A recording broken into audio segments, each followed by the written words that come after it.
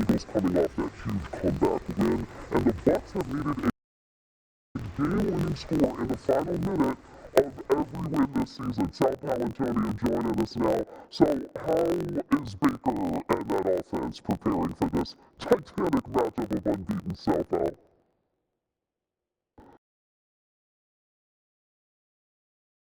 Yeah, and Baker Mayfield has provided all the heroics, all the pyrotechnics in these 3 comeback wins. Remember, he hasn't practiced much this week, has a painful bicep injury in his right arm, his throwing arm that has kept him out of practice. I watched him on the practice field today. He looked like he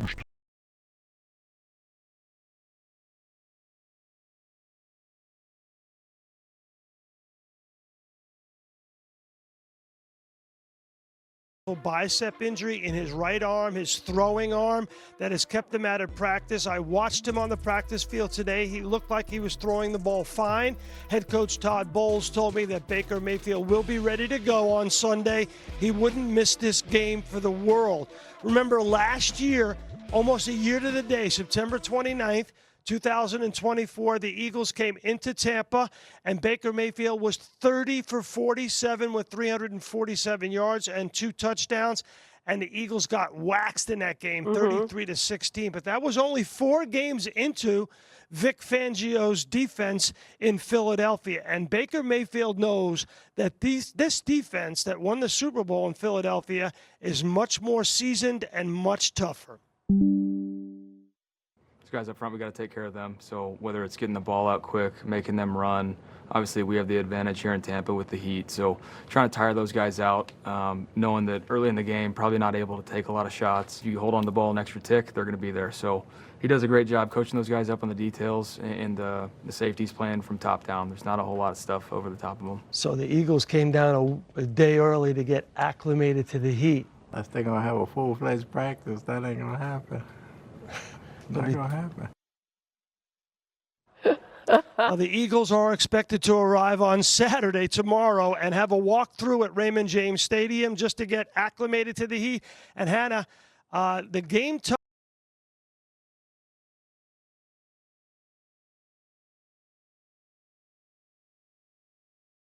Eagles.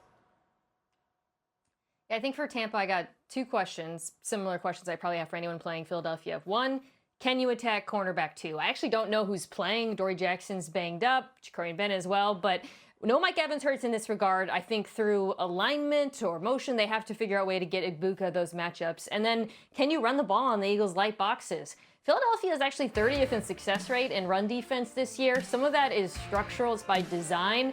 But Tampa's run game, which was so great last year, has been a little bit up and down. I think getting Tristan Wirfs back is huge in this regard. And if they can run the ball well on Philly, and I think they're capable of it, then they can do a good job of controlling this game. Yeah, and listen, if we go to the other side of the ball, and when we consider, I talked about it being a matchup, Jalen Hurts is only 1-4 against the Eagles. So take us through that Todd Bowles defense, and I love what he told Sal Pal, by the way. Hey, listen, the Eagles are the big bad wolf of the NFC, but Todd Bowles has managed to huff and puff and blow their house down with pressure from the defensive side. Yeah, and if you don't run the football well on early downs against this defense and you get into third and obvious passing situations, that's when all these different kinds of fire zone pressures are going to come from the defense. Also, right now, Dan, let's highlight Vita Vea. Yes, every time. And just in case somebody wants to pay attention, with Vita standing like this, he's going that way. Antennas up, antennas up. Now, what you're going to get from the defense is this. You're going to get pressure here, and then Vita Vea is actually going to be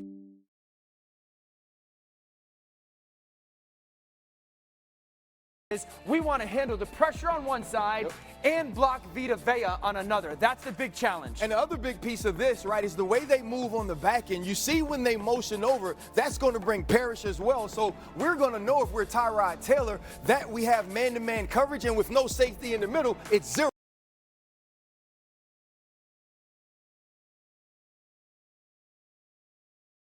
If you can hit the ball in the middle of the field. Now, Tyrod Taylor fits that ball in there, but that's a dangerous throw. Yeah, and if you run it back, what you want is you want Tyrod Taylor to feel like he has Garrett Wilson inside because they're playing top coverage, which means the low defender's going to take the guy that's off the football because you're expecting the short route. He's expecting that he gets this help from the line of scrimmage to be in the throwing lane. Exactly. This is a dangerous situation for a quarterback. You get it off, but it's something to pay attention to. Now another opportunity for pressure. We said every time it's going to come where? Opposite Vita Vea. Vita Vea is going to go there. We're going to get pressure there, pressure here. We're going to get a dropper. Last time it was all-out man coverage. This is what we call cover 33, meaning there's 3 deep, 1, 2, 3, and then 3 defenders underneath. All right, so these 3 defenders underneath are going to relate to both number 2s, right? So we have a number 2 here, and we're going to have a number 2 to the bottom, and the 3 receiver hook. The 3 receiver hook guy here, he wants to receive anything that's going across the middle of the field. And this is dangerous because as an offense,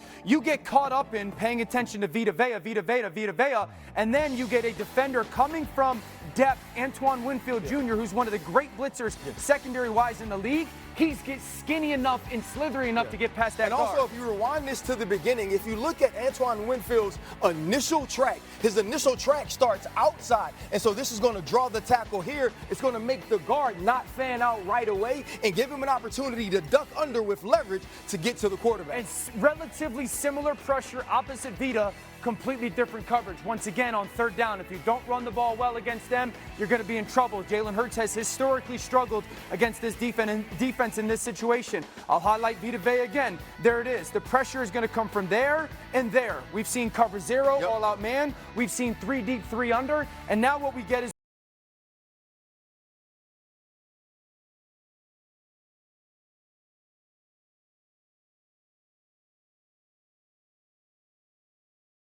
once we lose this man here, they actually slide the underneath coverage the wrong way. We should be stepping here with the underneath coverage.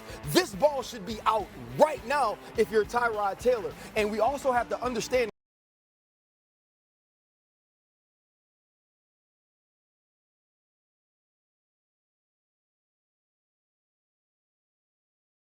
from depth.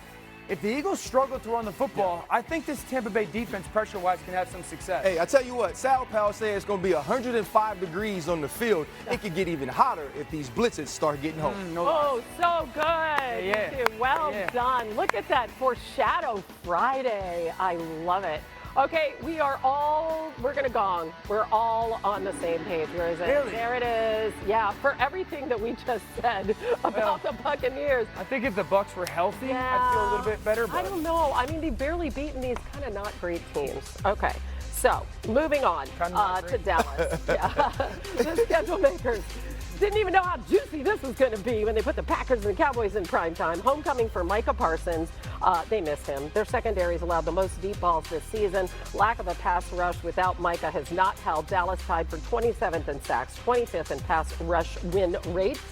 And in the 4 seasons with Micah, they ranked 2nd in the NFL in sacks and 1st in pass rush win rate, which is super hard to say, so you have to say it slowly. How's Micah?